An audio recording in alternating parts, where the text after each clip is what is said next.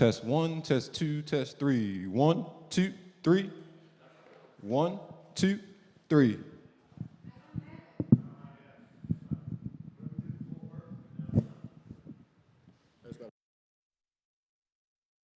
Testing 1, 2, 3. We just got to program the other mic to that channel. 1, 2, 3. Everybody pick me up, okay?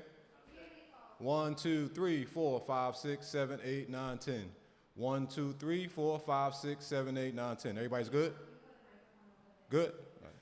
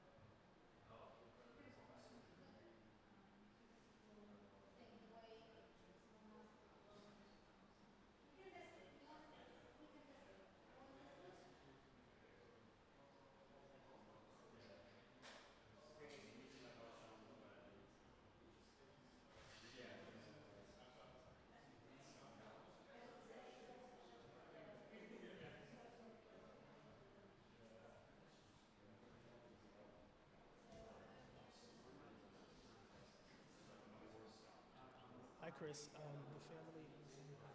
They're coming upstairs momentarily. No problem.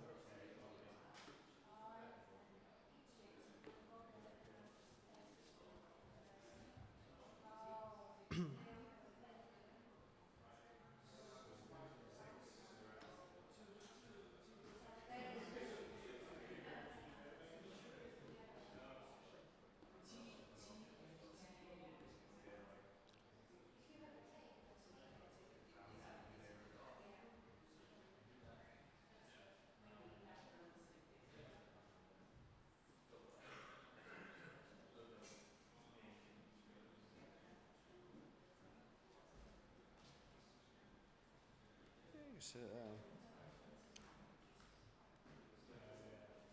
It's magnetic, but Oh, it holds. you think that'll sound better? Give me your phone, and you stay and talk, and I can record you. Also, I don't know what the range is. If you go all the way there, just think, because it might not work. Otherwise, I can just take it from the speaker. All right, say something. You look, it's a very nice pink dress you're wearing today. And talk to this side and that side. Where's David Delgado is somewhere in here. This guy's looking good in his shirt over here. All right, now see. You could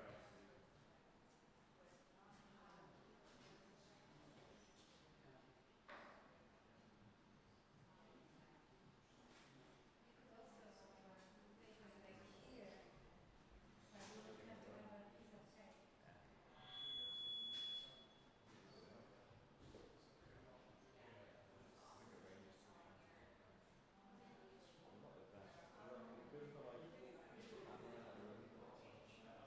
Invest in these. I have one of these, the first version. It's great.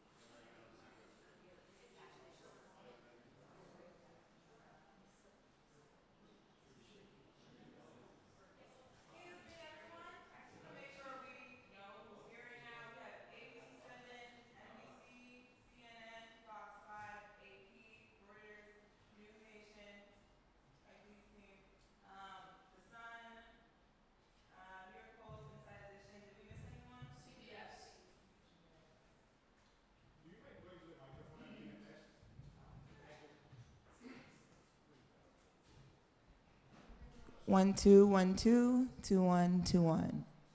You're good. 1 2 1 2 2 1 2 1. 1 2 3 4 5 6 7 8 9 10. 1 2 3 4 5 6 7 8 9 10. Good? No problem.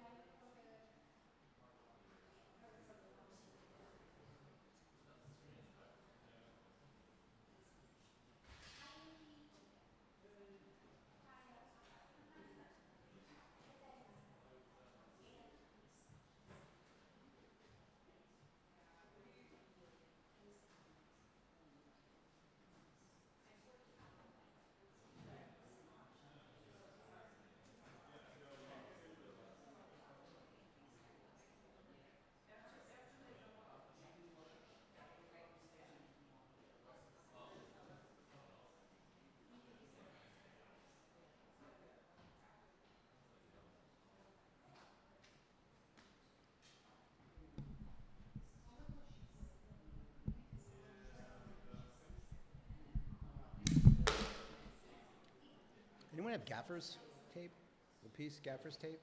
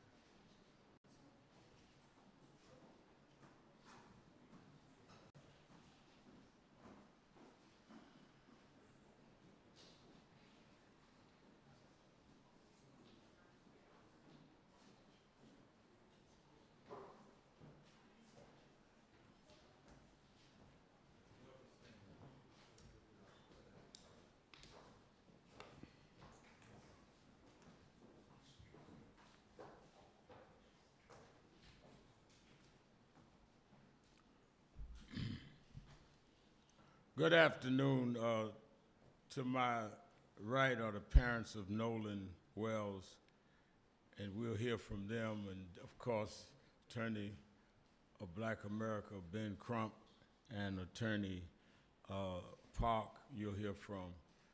I want to let me say at the outset that when I received the word of what happened to Nolan and began hearing what was pieced together, it is clear that this situation must have the most thorough and objective investigation to lead to justice.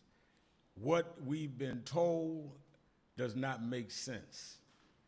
And being that there is lack of confidence in the local authorities, who have already, in my judgment, seemed to have mishandled where it was going. Because to just immediately, before a week time, saying there was nothing done wrong, when we hear that this young man was engaged in some kind of argument that was on tape, that his cell phone and keys ended up with one of the people that were there on the island and got away. He was one black with 3 young white men who happened to end up with his phone, happened to end up with his keys. Then there's just too many questions that they should not be closing the investigation. Now, I'm from Brooklyn, so I'm a little different than some of y'all. I was built different. My nose is out here, my eyes are here, my brain is here, which means some things I could smell before I could see and before I can figure out. This does not smell right. So some people are saying, Reverend, are y'all bringing in race? Well, we're not bringing in race, but we're not discounting race either, because we don't know what it is. So to tell us don't rush to judgment saying it was racist is fine.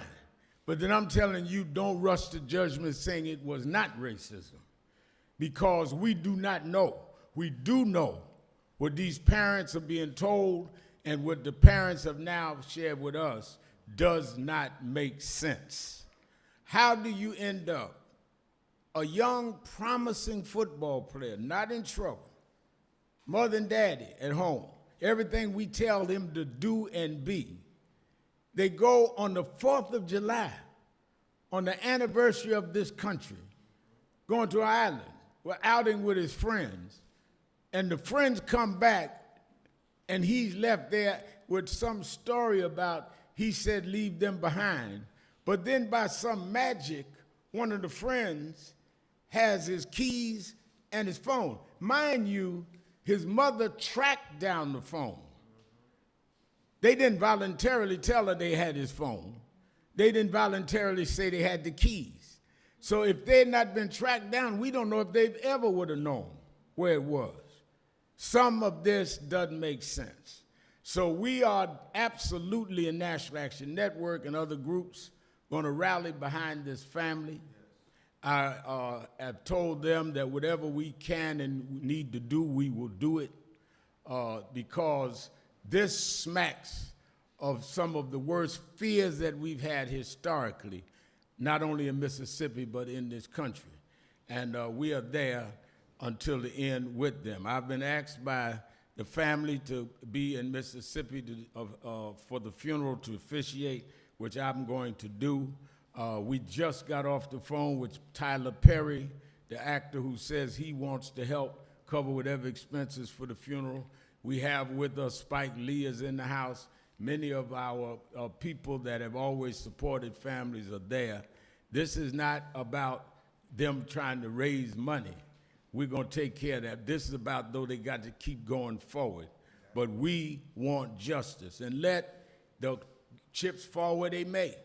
If it ends up being one way that we suspect was wrong, fine.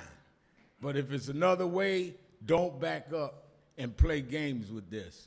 They are not activists or lawyers. So they only want justice for their son. I'm an activist.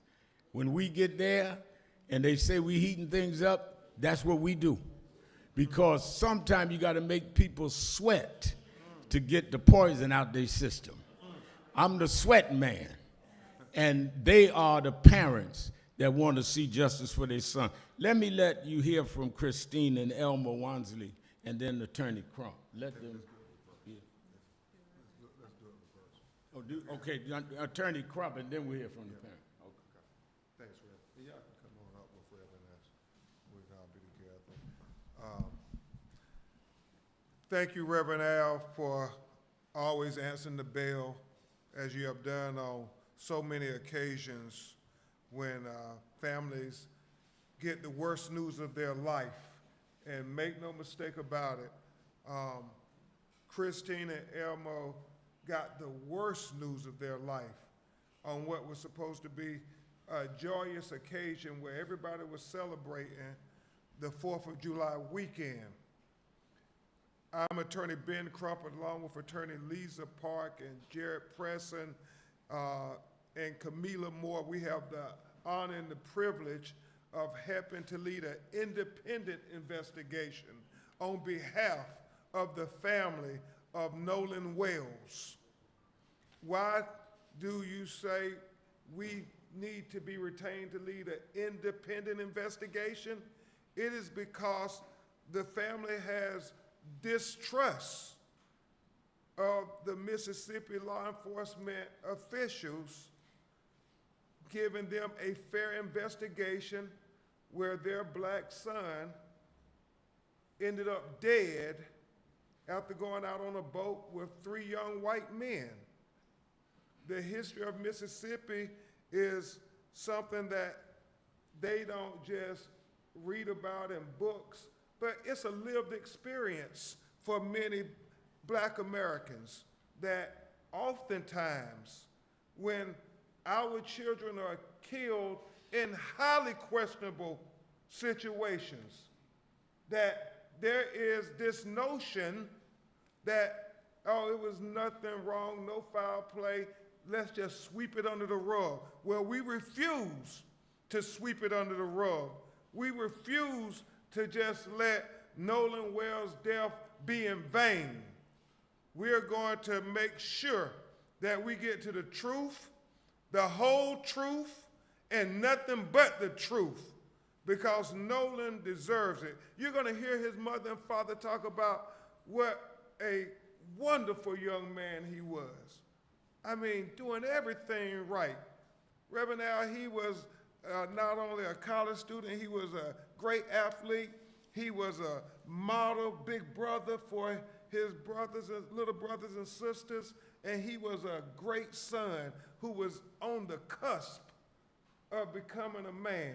I mean, Christine and Elmore did everything to prepare him for this moment. He was so close. He was right there. You're going to hear his father talk about him had a good football season last year, but this season he was really ready to go to the next level, to go to Division I. I mean, the highlights that you're seeing on social media of his athletic prowess, I mean, it is all relevant, because when you start talking about drowning, I mean, this is a kid who knew how to swim. This is a kid who was in tip-top shape. He was a superior athlete. And so I'm going to get to that in a moment, these glaring contradictions, but to try to say, oh, we're suggesting it was just an accident or drowning, go ahead and move on. Well, they are not accepting it. They are not accepting it. They want to know that you have not taken the path of least resistance, that you have done a full, complete, thorough, impartial investigation, because it cannot be lost on anybody, but especially us in the black community. If the roles were reversed and you had 3 young black men on a boat with a young white man, and that young white man ended up dead, what kind of investigation would be being conducted by the Mississippi law enforcement officials? How many times would those 3 young black men be interrogated? So all we're asking is the same consideration you would have given if the roles were reversed. Give that consideration to this family as well. That is our fight. The glaring contradictions just jump out at you. The fact that he is there, he's the only black on the island, or maybe one other, but not many. And so, Jared, you have where a young woman he was talking to says that, well, Nolan said he was going back to get on the boat with the boys. The boys say that Nolan told them he was going to stay and talk to the young woman. It's a contradiction. They're not saying the same thing.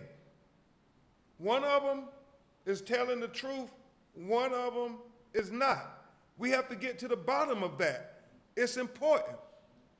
And then the fact, Reverend Al, that they have this video of an argument that is going on. And you know, thank God all young people, they have cell phones, and anytime you hear people raising their voice, they start the video. And so you hear on the video Nolan saying, "Give me my freaking phone. What are you freaking doing?" And that becomes even more relevant when you think about the story that they are presenting, that Nolan chose to stay behind. That's what they're saying. But his phone, he wouldn't take that with him if he's going to stay behind on the island. I mean, we're talking about an 18-year-old kid. What teenager would leave their phone behind if they're going to stay on this island? What teenager wouldn't take their phone? And so it's not adding up.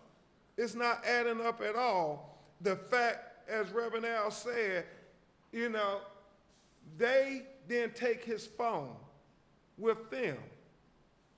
His mother, when she finds out that her baby is missing, they start trying to track the phone, the GPS the phone. They've used Life 360, and they discover that, well, the phone is on land. The phone is on land, but you're saying he went missing on the island. And so it's not adding up. And so they go get the phone, and you hear her tell herself, when her and her sister start going through his phone, Jared, they realize that there are deleted messages, so they're trying to figure out, well, why are there deleted messages on his phone? I mean, it becomes relevant when you start putting everything together, where we can't just say, oh, there's no instance of foul play. We're going to get to the truth one way or the other.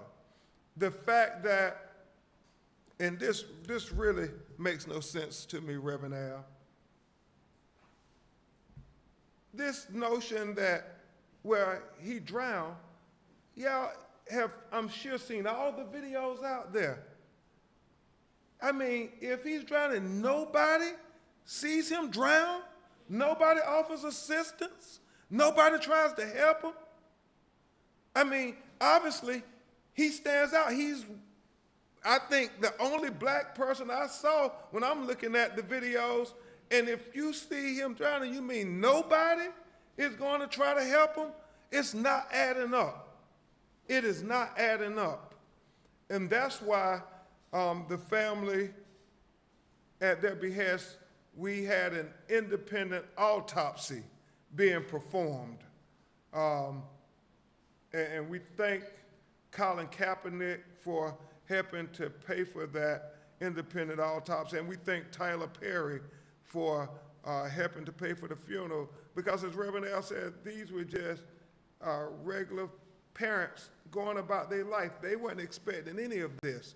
And then we're having to try to hire all these experts to be able to go and see if they can retrieve deleted messages. We have to have experts. You'll hear from Attorney Park talk about, where the body was found when it was recovered and how long it took to be recovered. We think all of those are relevant issues to trying to understand what really happened to Nolan Wells. And this independent autopsy is so very important because we had his body flown from Mississippi to Washington, D.C., because his family wanted to make sure that they had a doctor who had no ties to Mississippi law enforcement to do an independent examination of their son's body. And we are hopeful to get that results in the very near future. We were hoping we would have had it today. However, as you all know, here in New York, they canceled all the flights yesterday, and so it took a long time for his body to get to the medical examiner's office in Washington, D.C. But rest assured, as soon as we get those results, we will make them known to you, because we believe transparency is very important. We want to lead by example. We want them to be transparent, and we want to be transparent. We know they conducted an autopsy. We are waiting on their results as well. The final thing I will say is this. If there are any people who are on that island, any young people who recorded videos, who witnessed things, who may have saw Nolan at any time on that island, please, please, please let us know. Please call bencrump.com, call the 800 number, just any information. They are desperate. We're in a ferocious pursuit for the truth. And y'all, if it was your child, wouldn't you want everybody who knew something to let you all know? This is a hard one, Rhea, because it's so tragic on so many levels. Rhea, before we bring the parents up, why don't we have Attorney Lisa Park, who is helping head up the investigation with our office. My name is Lisa Park. I'm the senior attorney for the Ben Crump Law Office in Atlanta. It is our honor to work with the family to try to find answers in this case. I think that most of you at this point are aware of Ben Crump Law and many of the cases that we represent in this country. Some of these cases you don't know anything about until we get involved and we shed some light and we explain to the media what has happened, and you all let America know what has happened. Mm-hmm. Sometimes cases come and you all already know about it. This is one of those cases. Yeah. I saw this in the news before I got a call from Ben. This was already huge in social media, already out in general media. Why? Why? Because it doesn't take an attorney. It doesn't take a special investigator. It doesn't take someone with extreme training to know right off there's something wrong here. This is, as Ben has put it, not adding up. It is so obvious. There are so many people in this country that go missing, right? Everybody knows this. But this case has captured everybody's attention. Think about why. You know that something is not right. It doesn't take us. It doesn't take the Reverend Al Sharpton, Ben Crump, to tell you and then think, oh, now I know something's wrong. We know something is wrong. And for every single person that was in Horn Island, and we know there's about 200 people, there's a lot of people, and we know that Horn Island is a popular place during the holidays, it's a popular place on the weekends. You have to get there by boat. It's the only way to get there. You have to leave by boat. It's the only way to leave. So many people out there. If you are watching this, if you see this, and you are struggling about what to say or what to do, you know what the right thing to do is. Call Ben Crump Law. There's this thing called the internet. It's very easy to find that number. Call us. We have an entire call center. They are waiting to hear from you. If you didn't go to Horn Island, but you've heard something, because people are talking. They're talking with each other. They may not be calling the police. They may not be calling us. But you heard something. We need to know that. We need to know that. In America today, so many of us, we want to believe that the last several decades we've made so much progress in our race relations, don't we? We want to believe that. Whether you're black or you're white or you're Asian, that's what we want to believe. We wanted to believe that this past 4th of July when we celebrated 250 years, right? If you want to believe that, you've got to be part of the solution. You've got to be part of that. You have to make it happen. And you, if you have information, please call us. It is incredibly important. People out there, you have answers. You may not know exactly what your information means, but if you saw something, say something, please. Anything about the time? Okay. We'll take it in question and answer. All right, we're going to hear from the parents, and then we'll have Q&A.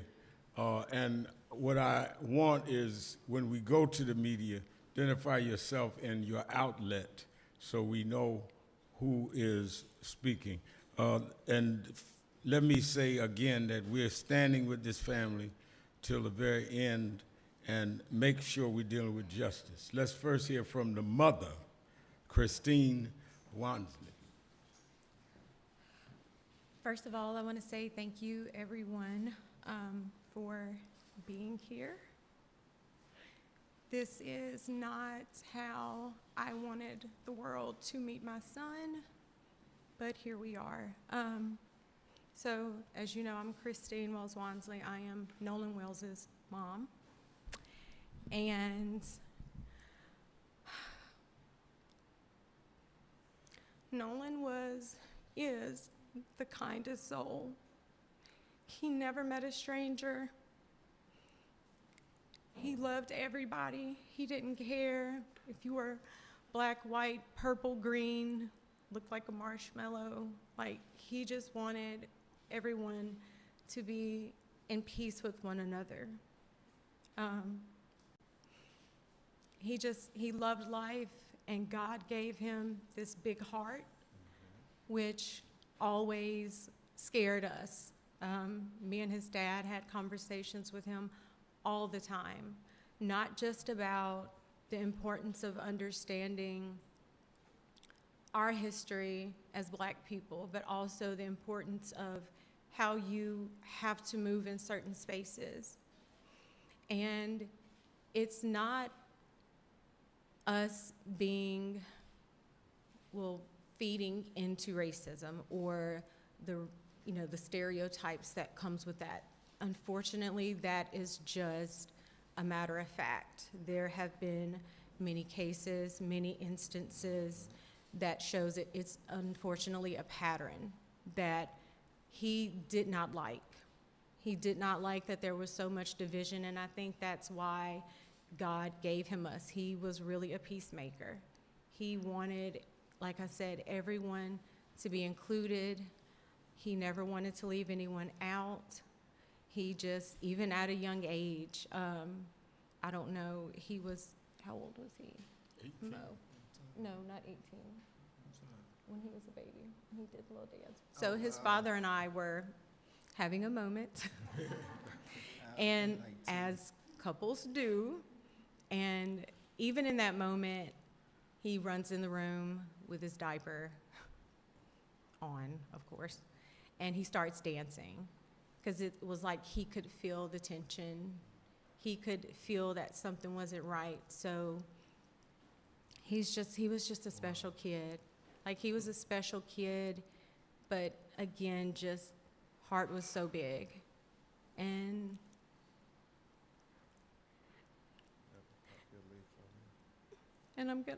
we're gonna miss him dearly.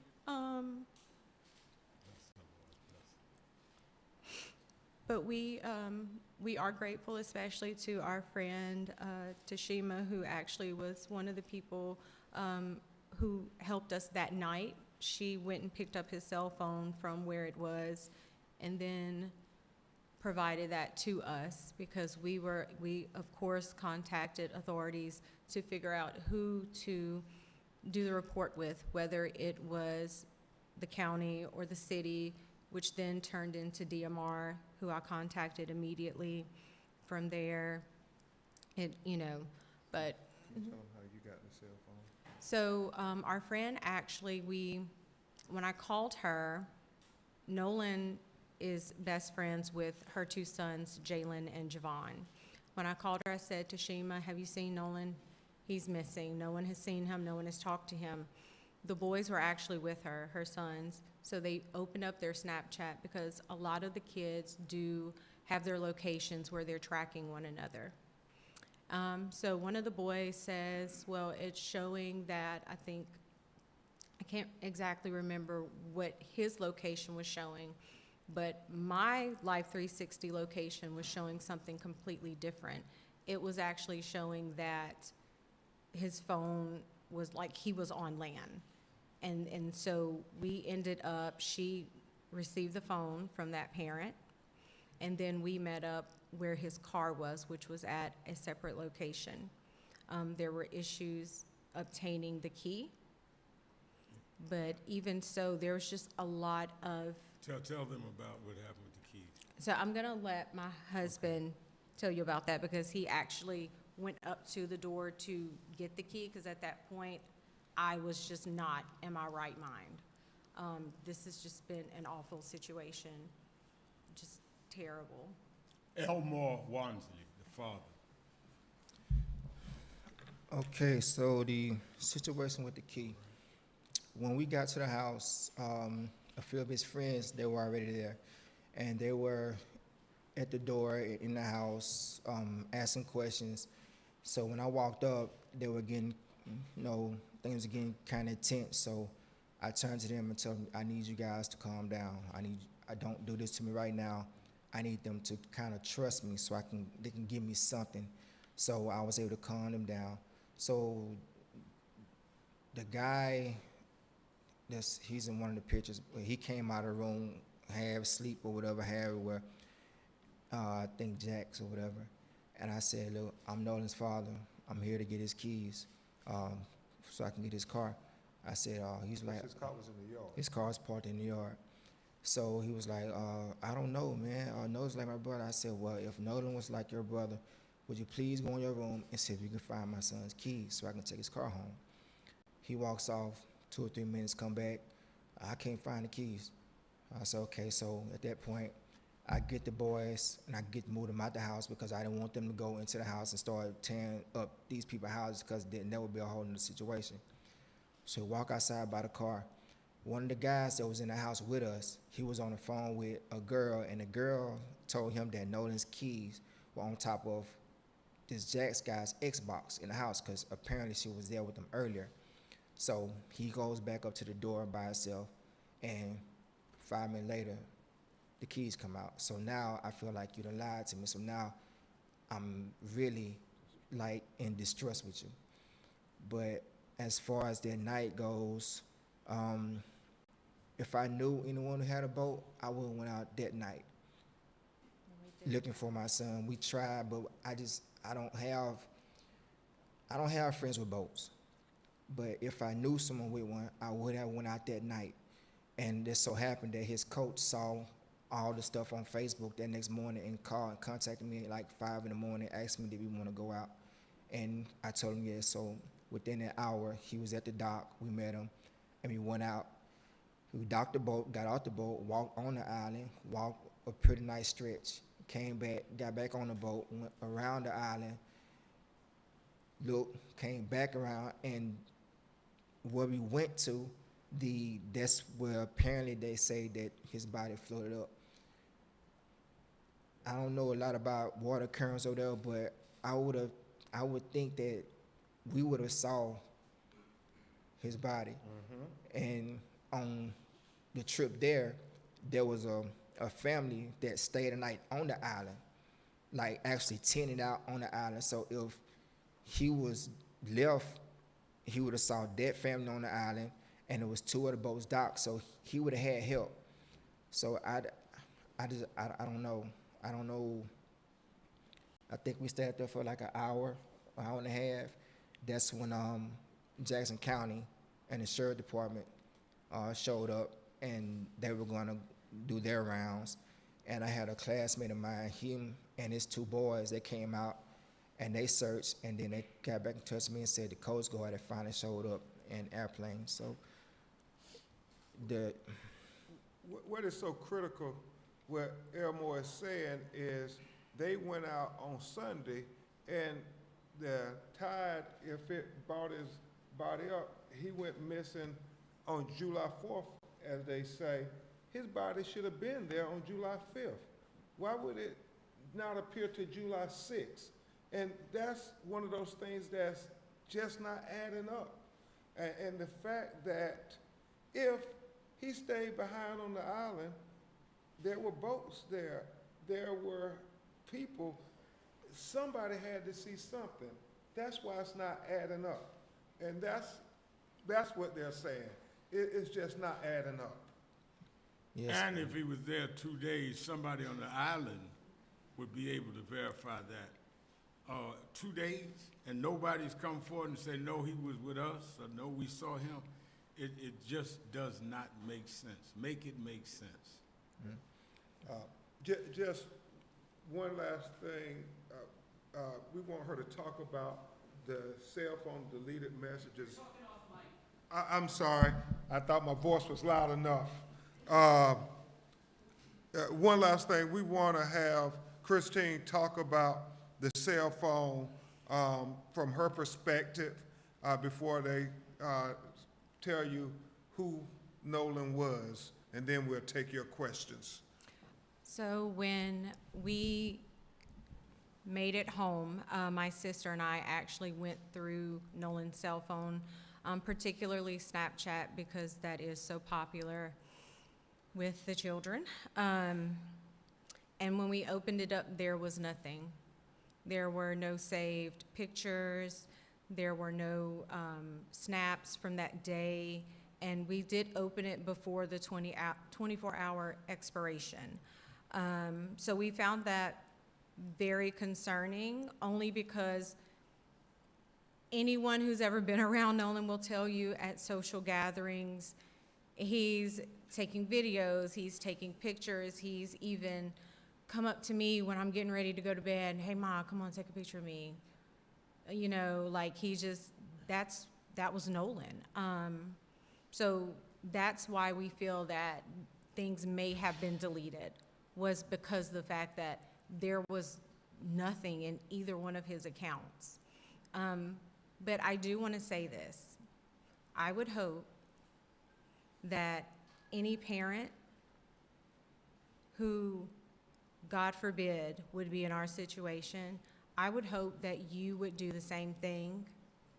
I would hope that you would ask for any help, receive any help to get answers, because at the end of the day, that's all we want. We just want to know. We just want to know what happened and why our baby didn't come home. Like that's our biggest thing. And we are so grateful to everyone, family, friends, classmates, United Cajun Navy, everybody that's assisted us. We appreciate you. There's not enough thank yous that we could say or give to you, but I just, we just want to know. We want an honest, thorough investigation. That's all we're asking for. That's it. Do you want to say about who Nolan was, and then you talk about your Nolan is a person with a big heart. He's loved by not just his family, but the community. He's a born people person. He really developed a bond with his baby brother, because both of them play the same position. So he was really understanding the business side of the sport, which is football, and understand that it's not just a game you playing. So the stuff that I was telling him, it was kind of starting to sink into him, and he was really getting more in depth into it. And I could see as he did that, his baby brother really started getting more into it as well, as far as being more focused, because he saw, well, if my big brother is about to go do this great thing, then I want to do this great thing, but I want to do it better. That's why that's what made them so like vinegar and oil. It was like they was always at each other, but they were the same. When I look at my youngest, I'll say Nolan, or when I look at Nolan, I'll say my youngest name. So they would train together. I would always say, hey, you did some push-ups, you ran some routes. And they know when I say that, next day they're out there running routes. Even my other son, he'll go out there. He doesn't play that position, but he would go out there and work and exercise and work out, because they were understanding what I was talking about. They were growing. They were becoming men. So this was his time. He would always talk to me. I would always give him my advice about stuff. I always try to tell him what to look for. And I was always telling him, I said, son, I'm giving you this advice, and I'm telling you this stuff, but you're going to have to experience this. But when you experience it, it won't be foreign to you. You'll have some kind of idea of how to navigate through it. And I think me and his mother, I think we did a great job with that. That's why it's so hard for me to believe that he would choose to stay on the island. It just wasn't in his character. It wasn't his character. So Nolan is the funniest kid in our family. Speaking of the time she was talking about, yeah, we were having a kind of heated moment, and I don't know if you guys remember the little dance called a stanky leg. I think my son created it because we were sitting in that closet looking and just like talking. He literally came to the closet door and peeked around and stood in front of him and just started doing this little crazy dance. And I was like, we just bust out whatever we was arguing about, we stopped laughing. Then we called him to us and we just hugged and laughed and played. But then maybe 6 months later, the song got a hit. But we always said he created the stanky leg dance. But that's my greatest memory of my son. What are you telling your other children about this? My son Ethan, he's hurting. These are the ones these are the younger ones. He's like, Dad, I don't know what I'm doing, and I'm like, son, you got to keep going, because he would want you to be better. His youngest brother Elmore, the one that really worked out with him, he was like, I'm hurting, Dad, but I said, Nolan wants you to be the best he can be. He would want you to outdo him. And whenever you feel like you're in a bind or having some kind of problem, call on your brother, talk to your brother. My twins, the loss of a younger sibling is hurting them.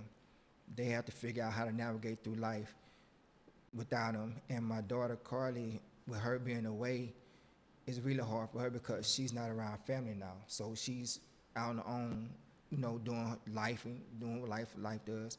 But she's doing it on her own, so she has to do this by herself. We're here, you know, by phone, but we're not there in person. So she really has to draw on the people that's around her when she's not home. So all together, my family, this is going to be our new norm.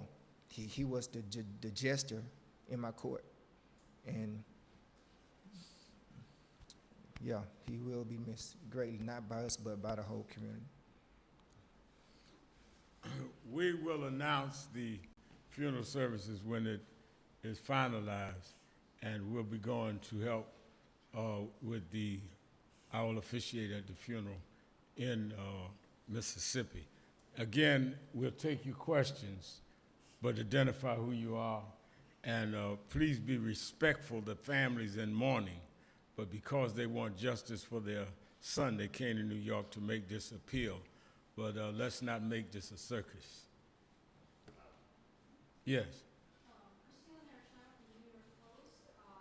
First of all, I just want to say I'm so sorry about the loss of the family. I have a couple of questions. When was, for the family, when was the last time you heard from Nolan? What did he say? Was there a call or a text? What was said during that last interaction? And also, how do you know that it's Nolan saying, give me my phone? What are you doing in that video? Say that last question?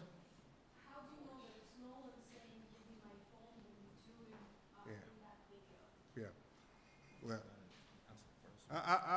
yeah, you want the second one is other children who are saying it was Nolan. Yeah. So the last time we spoke and saw Nolan was July the 3rd. He actually cooked dinner for me, actually for us, because I had gotten off work. It's been really busy, and so he cooked dinner. It was salmon. He baked it. So proud. And then after that, he was just like, "Hey, Mom, I'm about to go. I love you." Gave us a hug, kiss, and he left. Which, of course, you know, he knew we always looked at the Life 360. So there were times maybe he didn't call us to let us know when he made it, but we would see it. He would text at some point, but that was the last time we saw and spoke with him. Sir.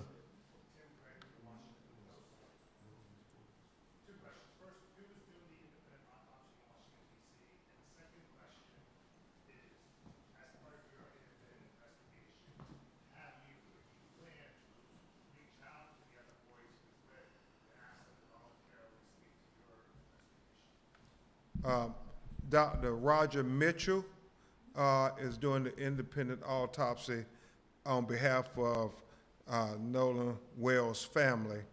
And we understand that the young men have lawyers, so we will have to have their lawyers agree to let them speak to our investigators, and we have not attempted to talk to them as of yet. We have been attempting to talk to many of the students and people who are out there that we are aware of. Okay. Right here. Oh, okay.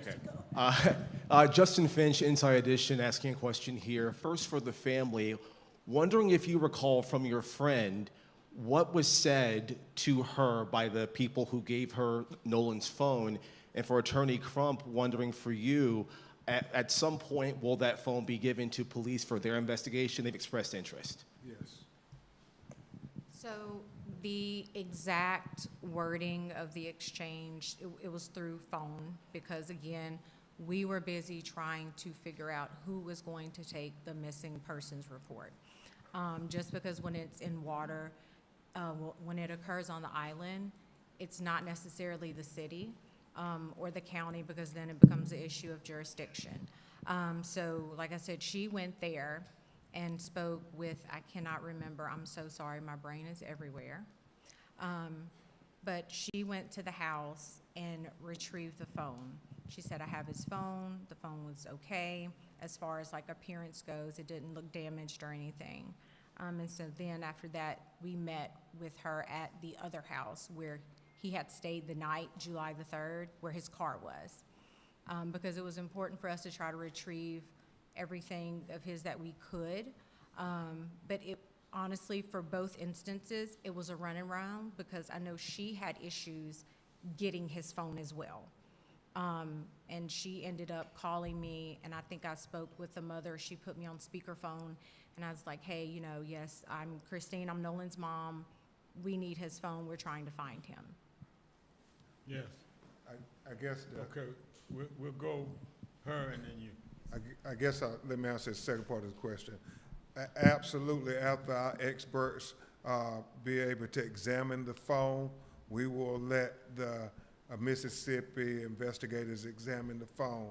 And it's fortuitous that they have the phone, because normally in these investigations, as you know, Reverend Al, they will have the phone and stuff, and they will keep it for months, and the family just be in limbo. But thank God we have the phone now. We're going to do it expeditiously and give it to them to examine it as well. Anna Schechter with CBS News. So you said that he stayed the night at a friend's. The first question is, did he stay with the friends that he went on the boat with? Yes, he did. And my second question is, has anyone come forward and provided you with other photographs or videos from Horn Island from July 4th that afternoon? They're starting to send them to our office, and that's what Attorney Park was being so adamant about. Please continue to send whatever videos you got, whatever pictures you got, and we're very thankful that some young people have done that. Good afternoon. Darla Miles, ABC 7 New York. First of all, I would like to extend my condolences to you, Mr. and Mrs. Walmsley. I know this is very brave of you, and we appreciate your transparency. Two questions, also my regards to you, Reverend Al, Mr. Crump. My first question is, this happened in Mississippi, and you've traveled here to meet with Reverend Al Sharpton. Why was this important to you, and how meaningful has this meeting been with you here in New York? Talk to national meeting. So we did this because, once again, what we're wanting is transparency, right?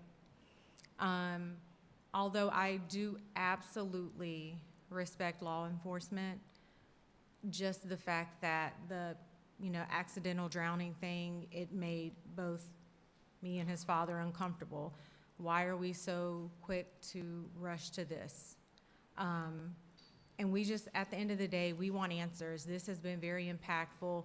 And I'm gonna be honest with you, the day they found him, we were at Port Mars, which is one of the boat launches, and I was standing beside the water, and I had said a prayer, and I was like, Lord, this isn't what we wanted, but I just asked him to help us get through this, put the right people in our path that could potentially help us, because at that point, we hadn't reached out to anybody. We didn't know where to start. This is foreign. We've never been through this. No parent should go through this. And then that's when my cousin, Keezy, she sent me a message with some information. My friend, Bianca, her sister, knows a contact with Attorney Ben, and so I said, okay, this has to be it. This has to be God helping us along the way. And I am not religious, but I am spiritual. And for that, I was grateful, because I felt like things were being set up. And at this point, I have always said, we are taking any help any help. We don't care black, white, purple, like, again, we just want to know what happened. That's all we want to know. We just want to know what happened. And my quick follow-up to that, were you able to get a clear explanation as to the chain of custody of his phone, like how that parent came in possession of his phone? And then explain the resistance. You said you went to the home to get the keys. I don't understand, like, what kind of resistance? What was that exchange of words like? The resistance that you received when you went to go retrieve his keys. Thank you. He just acted like he didn't know where they were. He just he was like he was clueless. He was like, I don't know. I'm like, well, just please. I was like, just please go in the room and look for me, cause. Be honest with you, at that time, I was very emotional. No one was giving me any answer. So that situation with me and them could have went totally left field. But since those other young kids were in there, at that moment, they kept me from doing what I wanted to do. So getting them and calming them down, it helped me focus on what I was really there for, to find the keys. And like I said, when I asked him, he said he went and looked. And so when he said he couldn't find them, I did what I needed. I left out of their home. And like I said, 5 minutes later, he come back out with the keys. And they didn't come back outside anymore until the police came. Because at that time, police were called because we were looking for his wallet. And then they went to the door. But other than that, when they sent the keys out, they locked everything. They didn't want nothing to do with what was outside that door. So that right there is, when you lied to me, it killed all trust in anything you had to say. All right, I'm going to take the last four. 1, 2, 3, 4. The young lady who had her hand up. Okay. Go ahead. Maria Campanodi with CNN. 2 questions for Attorney Crump, just to get some clarification on the timeline of the events. When was Nolan last seen and by whom? And the second question is, who first reported Nolan missing and when? Well, and I asked his mother to also assist on the second question. But as it's conflicts. You know, the young woman say that he went and got back on the boat with the boys. The boys say no. He said he was going to stay with her. And that's a conflict. And the troubling thing is if they're saying, well, he made the decision to stay behind, would an 18-year-old college student say, go ahead without me, I don't want my cell phone or anything? It just doesn't add up. And so that, around that 3 o'clock time, seems to be the last time that we have those statements. However, as Christine said, they're suggesting that they didn't leave till 4:30 though. So, you know, if you said you were leaving at 3, why did you left at 4:30? And where was Nolan for that hour? And Israel. about, I think she was asking about the cell phone. What was your? Oh, I answered last scene. I thought you said something else. I think authorities. Oh, the missing. Okay. So his friend contacted me. It was around 11:07, and then I called my friend to ask her had she seen him, because that would be the only other place I would think he would go if he were back on land. And so then when she told me no, she's like, don't worry, I'm going to look for him. And that's when we got on the phone. First I called, it was either the county or Ocean Springs. It was either one of them. But whichever I called first, I was directed to call DMR because DMR? So DMR, if I'm not mistaken, they handle cases with the island or the water in that area. So the young lady took the information down. She's like, I'm going to give you a call back. I said, okay. So when she called me back, she explained to me, she was like, you know, I've spoken with the Coast Guard, which his friend had contacted the Coast Guard. Warren had contacted the Coast Guard to report Nolan missing as well. So I'm on the phone with the DMR, he's calling Coast Guard. And she said, I spoke with Coast Guard, and you're gonna have to complete the report with, I think it was Ocean Springs. So we go down to the Ocean Springs Police Department. We're told because it's a jurisdiction issue that they can't file the missing police report. Jackson County the Sheriff's Department ends up calling me back, I think if I remember this correctly, and she was calling to check to see were they able to do it. I told her no, they couldn't do it. The young lady on the phone and the officer at Ocean Springs Police Department spoke. He explained to her why Ocean Springs Police Department could not complete the missing persons report. She said, okay. He gives the phone back. She's like, look, I'm just gonna go ahead and do it so there's no more back and forth. So my husband and I, we met an officer in the McDonald's parking lot. I think at this point it's maybe around 12. Don't quote me on that.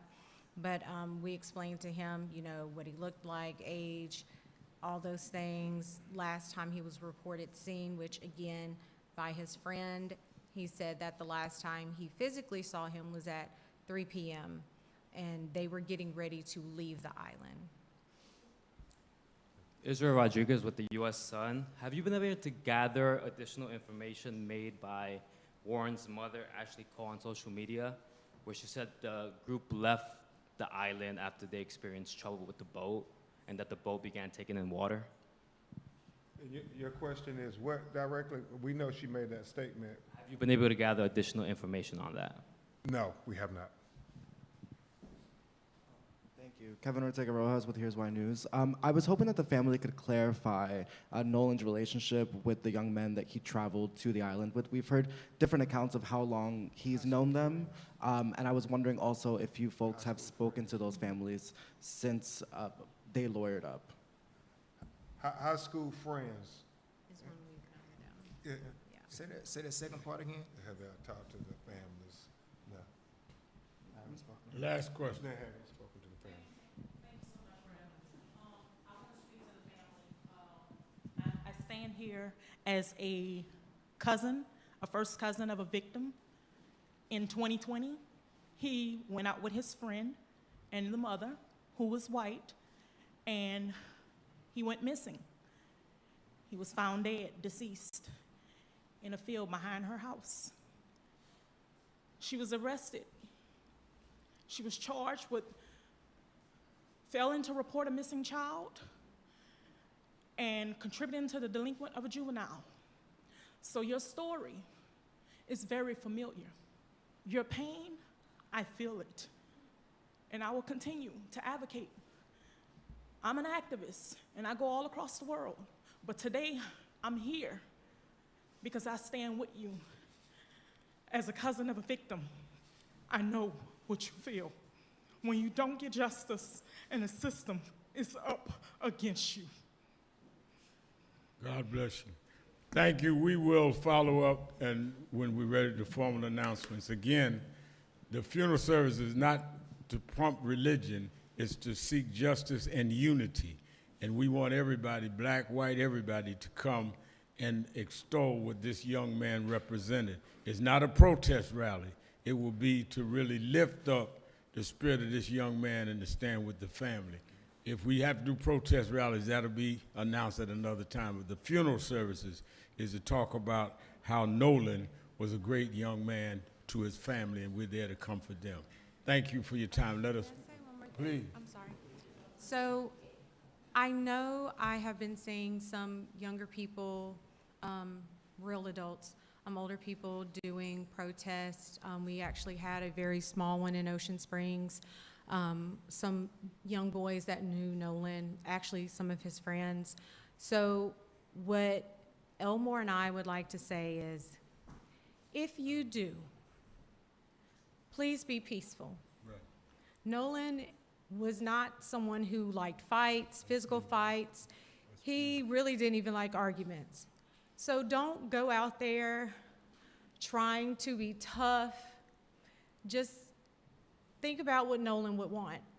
And I'm telling you, he would not want that type of behavior. So let's just make sure that we keep it peaceful and respectful to one another's and others, and just stay away from negativity, but also to all of those who have sent beautiful messages. We have not gone through all of them, but I want you to know that we appreciate you, your love, your support, standing with us, and just keep us in your prayers. Thank you, ladies and gentlemen.